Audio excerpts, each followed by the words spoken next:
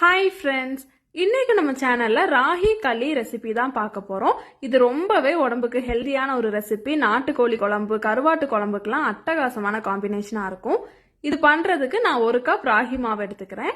கொஞ்சம் கொஞ்சமா தண்ணி ஆட் பண்ணி இதை நல்லா மிக்ஸ் பண்ணி எடுத்துக்கலாம். ஒரேடியா நம்ம தண்ணி ஊற்றக்கூடாது, கொஞ்சம் கொஞ்சமா ஊற்றி இதே மாதிரி நல்லா மிக்ஸ் பண்ணி இந்த கன்சிஸ்டன்சிக்கு எடுத்துக்கோங்க. இப்போ ஒரு கடாயில் 2 கப் தண்ணி ஆட் பண்ணிக்கோங்க. இது கூடவே நான் தேவையான அளவு உப்பு ஆட் பண்ணி இதை நல்லா கொதிக்க விடுறேன்.